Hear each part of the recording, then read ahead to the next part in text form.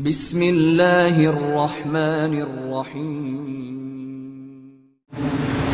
Hadis yang dhaif membagi 10 hari pertama, kedua, ketiga. Tapi hadis yang sahih riwayat Imam Al-Bukhari dan Muslim tidak membagi. Idza jaa Ramadan futtihat abwabul rahmah. Jika datang bulan Ramadan, maka dibukakanlah semua pintu rahmat. Tentu pintu rahmat yang Allah bagi untuk dunia.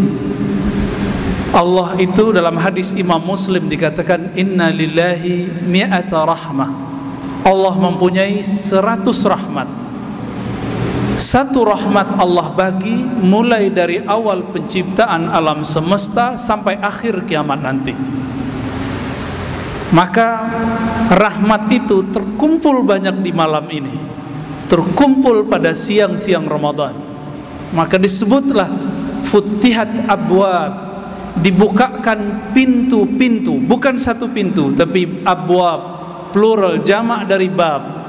Seperti masjid ini ada pintu-pintu, banyak akses untuk bisa mencari rahmat itu. Lalu rahmat itu apa?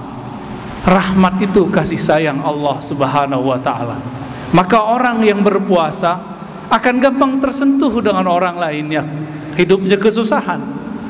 Maka kita sering lihat ada orang tiba-tiba ada yang membagikan takjil sebelum berbuka puasa, baik di masjid ataupun di tepi jalan. Alhamdulillah Ramadan ini sudah mulai hampir normal walaupun belum normal. Tahun lalu begitu menyedihkan, kita tidak tahu tahun depan. Maka mumpung bulan ini, tahun ini, nyawa kita masih bersatu dengan tubuh ini, nikmati sepuas-puasnya kenikmatan Ramadan. Kita tidak tahu tahun depan, tahun berikutnya lagi kita tidak mengerti. Siapa tahu nanti ada virus baru lagi, nanti semua kita ketakutan lagi. Bayangkan Bapak Saudara Allah, cuma virus corona orang ketakutan. Bagaimana nanti jika ada virus-virus yang lain? Tapi semoga ini jadi pelajaran buat kita sehingga kita bisa menyesuaikan diri. Apalagi kata Nabi tadi kalimatnya pintu rahmat dan tidak dibagi mulai dari awal Ramadan sampai akhir Ramadan, itu adalah malam-malam rahmat. Makanya dalam hadis Imam Tirmizi Allah berfirman, ya baghiyal khair halumma, wahai orang-orang yang suka berbuat baik, ayolah kejarlah kebaikan itu. Satu nafas kita di bulan Ramadan ini ridha kepada Allah, itu ibadah. Satu lafaz tasbih kita saat ini itu lebih berharga daripada 1000 tasbih di luar bulan puasa. Bapak saudara makan Allah, ikhwan akhwat fillah. Di lafaz berikutnya Nabi SAW mengatakan wa ghulliqat abwabun nar, lalu dikuncilah pintu-pintu neraka. Ternyata hadis ini dijelaskan juga oleh hadis Imam Tirmizi, hadis pertama dalam Kitabus Siyam Sunan Tirmizi. Apa maksudnya? Ternyata setiap malam Ramadan yu'taqu, ya, akan dibebaskan penduduk neraka setiap malamnya. Ternyata nama kita ini Bapak Saudara Allah sudah ada di surga, sudah ada di neraka. Ya masing-masing kita, nama kita ada di surga, fulan bin siapa, fulan bin fulan. Di neraka juga ada. Dan siapa yang malam ini dia qama imanan wahtisaban, dia melakukan qiyamul lail, siangnya qama imanan wahtisaban, maka namanya akan dihapus setiap malam. Semoga nama kita dihapus malam ini dari daftar ahli neraka. Tapi jangan senang dulu, tar besok setelah Ramadan bisa jadi muncul lagi namanya, karena kita kembali maksiat lagi. Lalu di ujung hadis ada dua versi. Yang pertama suffidatis syayatin, yang kedua sulsilatis syayatin. Dibelenggu, dirantailah syaitan.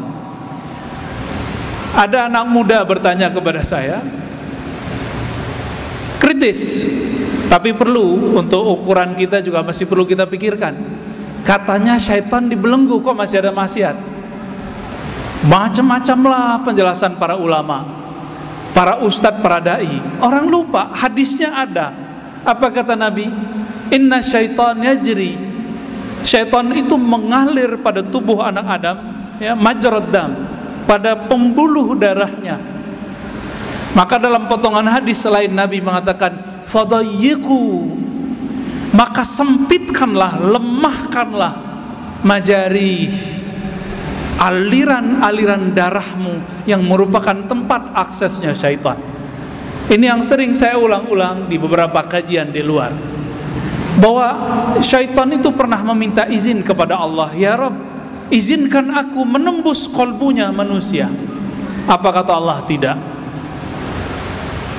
Tapi aku izinkan engkau untuk mengakses aliran-aliran yang menuju kepada jantung, yang kita sebut pembuluh darah.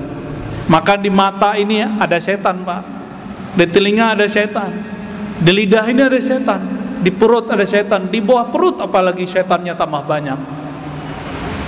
Dengan cara melemahkannya. Apa cara melemahkannya? Darah ini kuat kalau kita nutrisinya lengkap. Sekarang kita kurangi nutrisinya. Apa yang terjadi?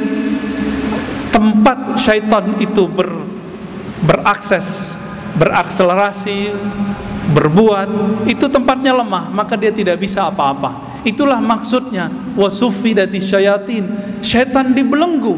Jadi bukan berarti sekarang setan-setan dibelenggu Allah. Itu pemahaman anak-anak, orang beragama tidak begitu memahaminya. Ad-dinu liman kana lahu aqlun. Agama itu, kata para imam kita, bagi orang yang mempunyai akal sehat. Nah, hadis seperti ini jangan dipahami seperti anak-anak memahami setan dibelenggu. Tidak begitu. Setan itu dilahirkan, diciptakan. Setiap kali ada manusia lahir, maka Allah ciptakan puluhan, bahkan ratusan, bahkan ribuan setan. Jadi setan itu urusannya sama diri kita. Ketika orang berpuasa, maka setan yang ada pada dirinya sedang dibelenggu. Jadi siapa yang membelenggu? Lafaznya sufidat, dibelenggulah setan. Allah membelenggu setan itu melalui manusia yang melemahkan jalur-jalurnya, akses-aksesnya, yaitu pembuluh darah. Lebih kurang begitu pemahamannya lah. Bapak saudara makan Allah. Dan ini dari awal Ramadan sampai akhir Ramadan. Dan siapa yang terus berpuasa setelah Ramadan, maka dia telah menggenapkan setiap bulannya, setiap pekannya, melemahkan syaitan.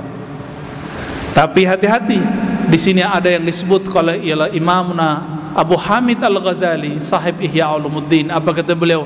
Ada yang disebut al-mughtarrina min arbabil ibadat, orang-orang yang tertipu dari kalangan yang suka beribadah. Apa tertipunya? Berpuasa karena ingin sakti. Berpuasa Daud, nanti setelah puasa nih mau puasa Daud, supaya tajam kolbunya, bisa baca isi hati orang. Tidak sedikit juga saya ketemu orang puasa supaya rezekinya lancar. Loh, apa urusannya? Gak ada urusannya, puasa-puasa, rezeki. Rezeki itu kata Sayyidina Ali karramallahu wajhah, imman ta'ti ilaihi wa imma ya'ti ilaik. Rezeki itu ada yang engkau menjemputnya, ada yang dia yang menjemputmu. Jadi nggak ada urusannya dengan puasa, ya. Orang puasa kalau nggak menjemput rezekinya ya tidak dapat rezeki. Kecuali kita sudah sampai pada makom tajrid, makom yang manis, seperti gula yang manis dicari oleh semut. Jika ada orang-orang yang sudah mempunyai kemampuan seperti ini, dia cukup diam-diam saja, maka nanti rezeki datang kepadanya. Ada orang seperti ini dengan cara dia bekerja di masa mudanya lalu tajrid di masa tuanya. Lain lagi dengan cerita ahli-ahli kolbu. Mereka ini melatih kolbunya setiap saat, sehingga ketika kolbunya sedikit berkehendak saja Allah kemudian mewujudkannya. Inilah yang dikatakan dalam hadis Imam Tirmizi, man syaghalani dzikri an mas'alati, siapa yang sibuk menyebut namaku sehingga tidak sempat meminta kepadaku, termasuk mencari rezeki barangkali, maka aku akan berikan kepadanya ma'utiyas sa'ilun, apa yang diberikan kepada orang yang meminta, kepada orang yang mencari-cari, kepada orang yang bersusah payah berangkat pagi pulang sore. Dan gitu kita sudah lihat di mana-mana. Orang-orang ahlullah seperti Sayyidatuna Maryam, terbersit di hatinya mau buah apa Allah datangkan. Apakah kita mengingkari ayat ini? Tentu tidak. Maka kadang-kadang logika manusia kita harus kita kembangkan lagi, bukan dibuang, dikembangkan menjadi logika-logika yang lebih kuat, logika ilahiyah, aqlul ilahiyah, akal-akal ketuhanan, jangan hanya akal-akal insaniyah yang cuma terbatas kepada persoalan materi. Bapak saramakan Allah, akhir dari kultum kita dapat kita simpulkan bahwa Ramadan ini adalah bulan memungut salah satu sifat Allah Ta'ala supaya masuk ke dalam diri kita, yaitu sifat rahmat. Dan yang kedua, di bulan ini Allah Tabaraka wa Ta'ala menutup neraka dengan cara menghapus nama kita dari daftarnya. Dan yang ketiga, syaitan dibelenggu dengan cara apa? Dengan cara kita melemahkan aksesnya. Jadi jangan salahkan syaitan. Kalau kita masih maksiat, berarti kita masih menyisakan senjatanya dan kekuatannya. Semoga Allah merahmati kita, semoga Allah membimbing kita ke dalam ridha-Nya. Amin ya rabbal alamin. Ja'alana Allah wa iyyakum minal muttaqin wal mukhlisin wal mukhlasin. Amin ya rabbal alamin. Wa sallallahu ala nabiyyina Muhammad. Assalamualaikum warahmatullahi wabarakatuh.